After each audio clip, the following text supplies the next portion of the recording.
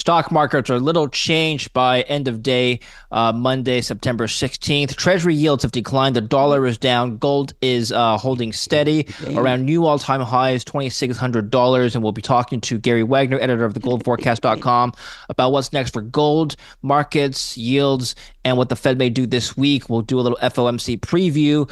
Welcome back to the show, Gary. Great to be here. Thanks for having me. It's been about a month since you were on the show, and exactly 1 month ago, gold just reached $2,500. Back then, it was a new all-time high. Today, we're speaking. Gold reached another all-time high a couple days ago. A month ago, you were calling for gold to reach $2,700 by year end. So we'll revisit that call, and we'll revisit when you think gold will hit $3,000. But let's talk about what's on investors' minds this week, which is the FOMC meeting, on Wednesday, the Fed will announce what they will do, either a 25 or 50 basis point cut. Let's flip over to my screen now. This is the CME Fed Watch tool.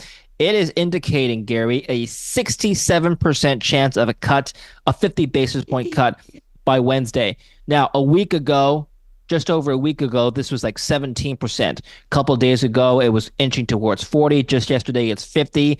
And then just today, it's 67. I think earlier in the day you were looking at it, it was 65. So I don't know why the markets are pricing in a higher chance of a 50 basis point cut now. I mean, this was unthinkable just a week ago. What happened? Well, it's interesting. I mean, this is the first day in which I've seen, in terms of the percentage probability by the Fed Watch tool, have a higher probability for a 50 basis point cut than a 25 basis point cut. If we go back, and this is something that most traders look at almost every day, if not a couple of times a week, I tend to look at it daily, the CME's Fed Watch tool. Up until today, it was, first of all, a certainty, meaning 100% probability that they would cut rates, either a quarter or a 0.5%. The distinction being what the percentage probability was for a 25 basis point cut and a 50 basis point cut. As you correctly mentioned, today is the first day where the probability is higher, according to the Fed Watch tool, of a 50 basis point rate cut than a 25 basis point rate cut. The bottom line is the Fed knows what the Fed knows, and we'll find out on Wednesday. Anything up until that point is pure speculation. We can look at the most recent reports that have come out. We've seen inflation contract. We've seen some issues or a cooling of the labor market. Powell said recently at the Jackson Hole, Wyoming Economic Symposium that it's time for a policy change. In other words, he opened the box to a rate cut. Although he wouldn't mention the timing, the assumption is it will be the September FOMC meeting, which begins on Tuesday. My sense is that I can't say with any certainty whether it'll be a 25 or 50% rate cut. There will be a rate cut. That's the opinion of almost all analysts, economists, as well as investors. And it's interesting that the more aggressive rate cut of 50 basis points is now a higher probability. It wasn't that way on Friday. And so that's something that we want to ponder in terms of possible explanations. Okay, Gary, some people have speculated that the chance of a 50 basis point cut has increased because of deteriorating labor market conditions. So here's, take a look at my screen here. This came in just today. This came in from a trio of Democratic senators, Elizabeth Warren, Sheldon Whitehouse, and John Hickenlooper. They wrote a letter to Powell urging him to cut by 75 basis points because of these deteriorating labor market conditions I was referencing, which can be shown by slowing non-farm payroll growth. So this is the letter. Dear Chair Powell, we write today to urge the Fed to cut the Fed funds rate currently at two-decade high of 5.3% by 75 basis points at the FOMC meeting on September 17th and 18th. Given the Fed's confidence in inflation moving towards its target of 2% and data indicating slower job growth, now is the time to swiftly move forward with rate cuts. It goes on to say, in fact, it may be too late. Your delays have threatened the economy and left the Fed behind the curve. Inflation has fallen to 2.5%, well below the mid 2022 peak of 7% and just above the Fed's target of 2%. You have stated that the central bank is looking for greater confidence that inflation is moving towards a 2% target, and it is clear that the inflation data is pointing to that direction. So, strong words from these senators. They're straight up saying the Fed made a policy error by being too late. Yeah. First, they aren't the first to state that the Fed has been behind the curve, and they should have already have begun a transition from pausing and keeping the current elevated rates at the level that they've been, and they should have cut sooner. The fact that they wrote a letter kind of surprises me, but if the Fed does what it has been implicit about, that they are data dependent, that they don't bend to political whims in terms of their policy, I am certain that the facts that were brought up in that letter are fully in the awareness of Fed members, including Chairman Powell. I don't think that the Fed is going to bend due to a letter. They'll maintain, at least they should, the fact that they are data dependent. They have been, they're on record as looking at the data, and the way a politician looks at the data is going to be the way they look at it, but I don't believe it's going to sway Federal Reserve members to change whatever decision they're going to make. Personally, that seems highly unlikely. But it's interesting that they reached out to the Fed and asked for a more aggressive rate cut than people had really put on the table. Because up until today, when you looked at CME's FedWatch tool, there were only two options in terms of the 100% probability. Those options were 0.25% and 0.5%.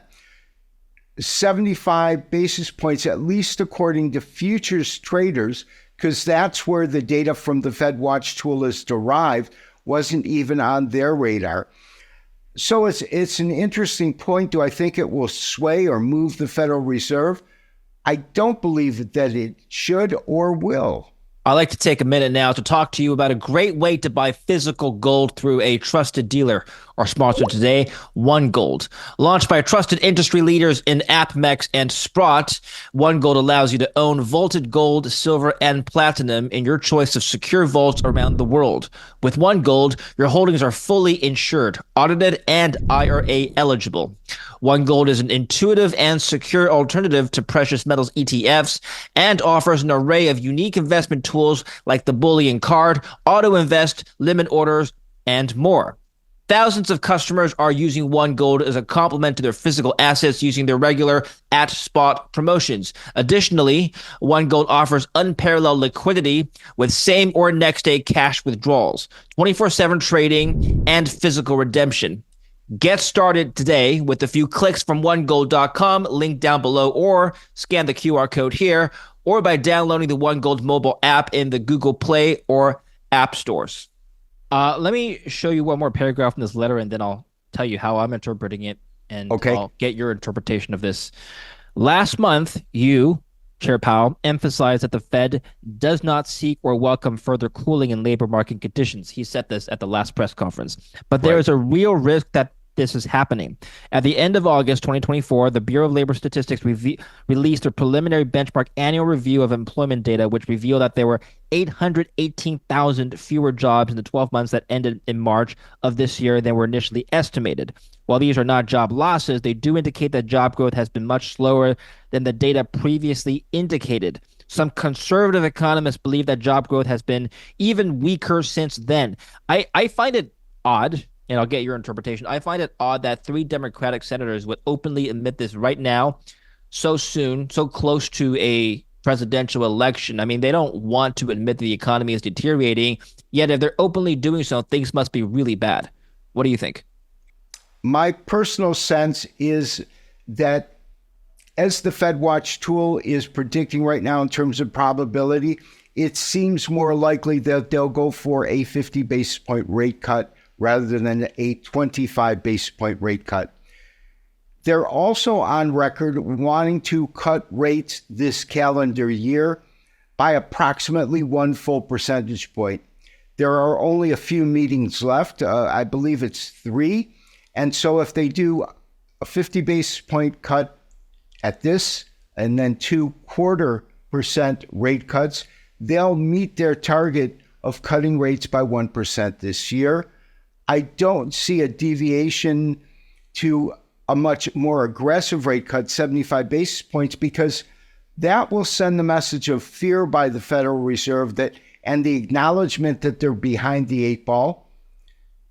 And it doesn't seem that likely. Now that that's kind of out in the ether, so to speak, that letter's been written, I find that would make it even less likely that they would cut rates by 75 basis points, because it would appear as though the Fed was bending to the will of the politicians that sent the letter in. So ironically, even if they were thinking about a 75 basis point cut, that's not going to happen now that the letter's come out. They can't signal that they're listening to senators. Okay, fine. But let's just talk about the idea of a 75 basis point cut. So recall back in 2022, they were cutting consecutively by 75 base. Sorry, they were raising rates consecutively by 75 basis points each. There was a real urgency back then to fight inflation. Is there any urgency now to stave off a recession? That's a question the Fed's going to answer. My sense is when we look at what happened in terms of the series of rate hikes that began back in March of 2022, it began with a whimper. It began with 0.25% rate cuts. It was a fact that they did, I believe, 11 consecutive rate hikes at each and every meeting. That consistency, they pretty much, the majority of them were 25 basis points. A couple were 50 basis points. But I don't think that they are going to be that aggressive in terms of cutting, because they're looking to normalize rates at about 3%. And realize when they began the series of rate hikes, they were starting with Fed funds rates being between 0 and 0.25%. So to raise them from 0 to 0.25% up to 5% takes a lot more hikes than the anticipated cuts, which are now to bring it down to 3%. In other words, they've got a shorter distance to achieve their goal. And I don't see that as necessitating that large of a rate cut at a single meeting, personally. But again, the Fed's going to do what the data suggests. According to them, they're data dependent, and they don't rely on anything but the reports they've received. And yes, they've commented on the fact that the labor market is cooling, and their dual mandate is one where they have shifted, and they said so, to address the cooling labor market rather than inflation, because inflation is on the trajectory they wanted to go to their 2% target. If we were to speculate as to how the markets may respond to the FOMC meeting this week, can you outline some scenarios? Well, I think it's a certainty that, my opinion, of course, no one knows. I believe it's a certainty there will be a rate cut. As early as last week, I was in the camp believing they would start with 25 basis points. But according to the FedWatch tool, that's changed. And the reason that changes is the professional interest rate traders have changed their sentiment. And I would have to give that a lot of weight. The fact that the futures traders involved in interest rates, which is how they derive the probability for the FedWatch tool's numbers, we've seen a big shift in sentiment there. And those professionals, I believe, are as knowledgeable as any trader out there. And that's, to me, a big statement. In other words, the fact that we've seen a big shift to a 50 basis point rate cut in terms of probability makes me consider that to be possibly more likely than 0.25%. But then the Fed's not going to act on anything but the data and what they believe is the most prudent thing. Most economists and analysts believe that they're late to the party, so to speak, in terms of rate cuts anyways. I am also in that camp. They should have been cutting a while ago and not initiating the first cut, if they do, and I believe they will, on Wednesday. Does your gold price outlook for year-end change depending on the magnitude of the cut this week? I think the acceleration or the pace in which gold will rise to the level I believe it will, which is around $2,700 end of this year, first quarter of next, has accelerated. Right now, we're well above 2,600, just right above at 2,609. That's not spot pricing, but December futures contract. And the acceleration we saw at the end of last week tells me that it is more sensitive right now to the almost certainty of an upcoming rate cut. And the key about a rate cut is what the Fed is signaling is not a single cut, but a major pivot from restrictive rates to a move in which they're going to be more accommodative and, most importantly, move towards interest rate normalization. And their target this time is 3%. Let's take a look at my screen one more time at the gold price performance year to date. It's up basically 24% year to date, 25 depending on the entry and exit point. Now, Right. a climb to 2,600, sorry, we're at $2,600 right now. A climb to $3,000 is only an additional 15% move from current levels, Gary. And a lot of people Right. were calling for a $3,000 price target very soon. I mean, what are the what's the likelihood that you can perhaps, well, what would motivate you? Let me phrase it this way. What would motivate you to change your outlook, your end outlook from 2,700 to 3,000? Well, the first thing is I would certainly rather be incorrect because gold performed better than I anticipated. I want it to be, and I still am, conservative in terms of my target. And yes, there's other people that believe that it could go to 3,000. Excuse me, and it certainly could. We're in uncharted territory. We're at a price point where technical studies are not going to furnish us with a lot of insight. It's going to be the upcoming fundamental events and what happens to the labor market between now and December, how inflation, and if inflation, which we believe will continue to move towards the Federal Reserve's 2% target sometime middle of next year. And so that I think that conservatively speaking, 2,700 is my current call, and I believe it's correct. If I'm incorrect and it goes to 28 or 2,900, that will please me. I would like to be wrong in that way. I would like to see gold go higher than my target, but nothing has really changed in terms of what I have been looking at to come up with that conclusion. I have been looking for that price point for the better part of at least 6 months. Okay. Anything that would make you bearish and change your mind on any sort of uptick? Well, a couple of things. First, if by some miracle the Federal Reserve continues to pause rate at the current level, that would create tremendous bearish tailwinds moving gold lower. If they did that, I don't believe that that's a likely outcome. Secondly, if let's say that they cut rates by 50 basis points, if they followed that at the next FOMC meeting with no rate cut, that again would affect that. But when we look at inflation, the focus of the Fed has been that their tools have worked. Raising rates has caused inflation to come down from their dramatic levels. What were we at? 9% when they first initiated the first rate hike. And so we went from 9% to where we are now. That's a huge difference. We're, in the 3% area depending if you're looking at core or headline PCE, CPI or PCE. But inflation has come down.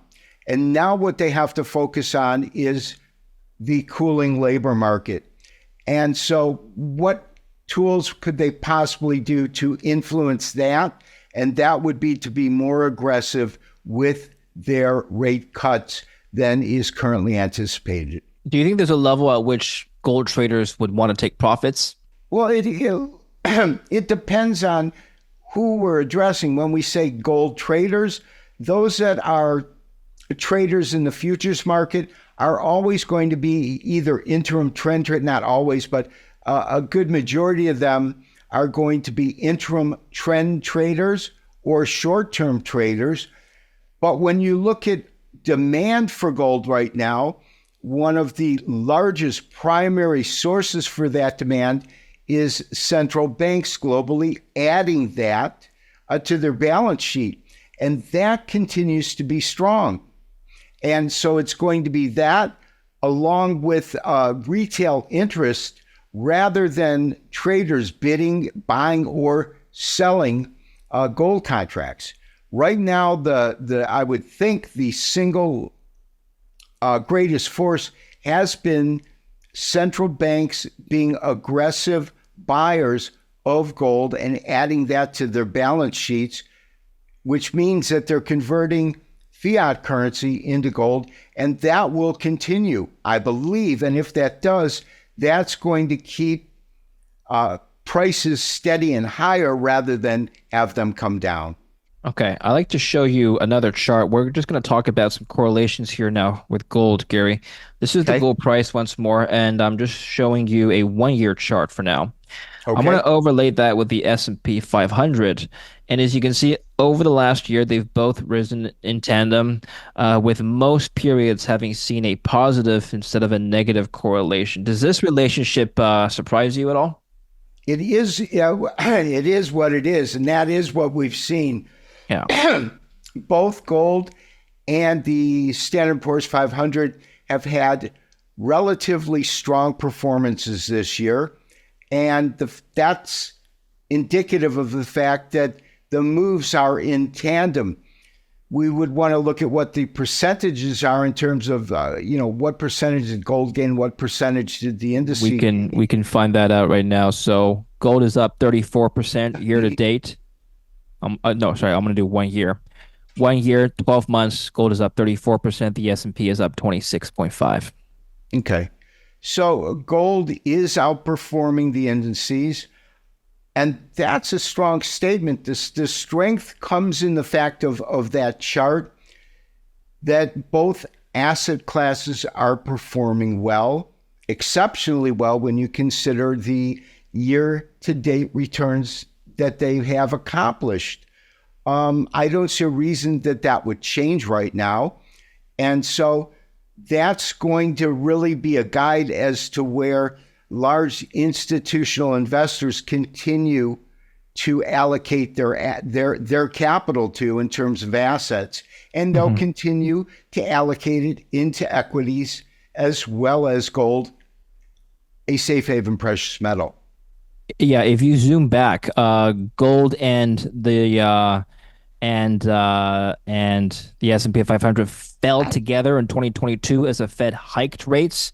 So the Fed was the invisible hand of both of these things moving together was the Fed hiking rates back in 2022. And if you scroll back even further, the last time they moved up together in tandem to such an extent was in 2020 when the Fed unleashed unlimited QE, pushing up pretty much all asset classes. So the Fed was behind the last bear market. It was also arguably behind the last bull rally for both.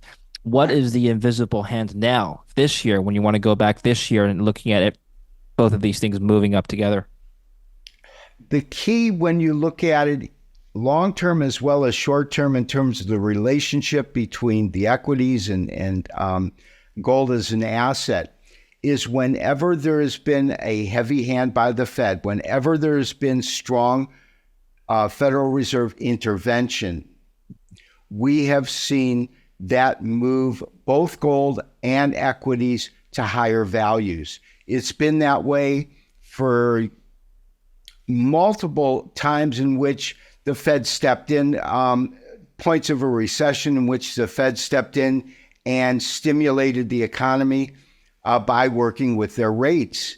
And that's a clear-cut correlation that I don't see changing anytime soon. So do you think that this year's rally was driven by expectations for lower Fed funds rates? Absolutely.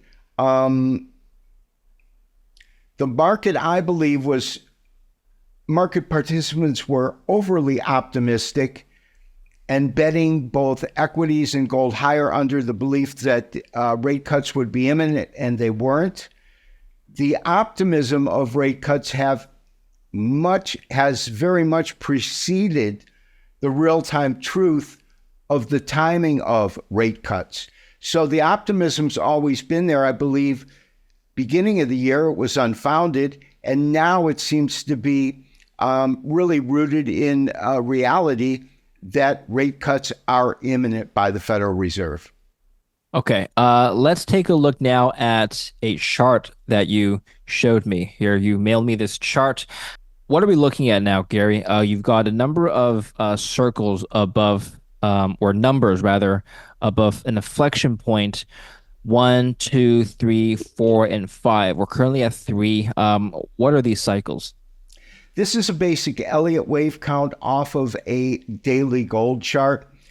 You can see that back in March when gold was trading much lower, right around 2000, we labeled the move from March up until the end of March as a wave 1, the correction that followed taking gold back down from the highs that came in at about 2,300 to 2225 is what we call the corrective wave 2, and then a wave 3.